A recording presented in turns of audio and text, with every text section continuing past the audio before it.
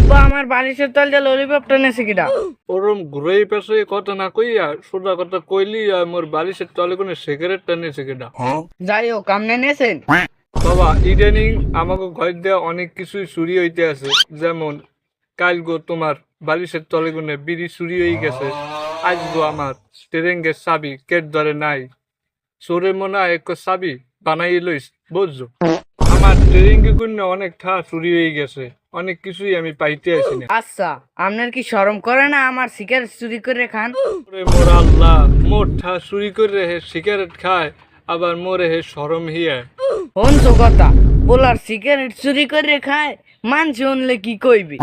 মানসে কি কইবে বাবা, হেদ্দে মোর দরকার নাই। তুই আজগো তোর মুখ দিয়ে একটা সত্য কথা ক, তুই কি মোর টেরাঙ্গে গুনে টাহা চুরি করছো? এ আমি বদলা দিয়ে এটা জমাই সিগারেট খাই?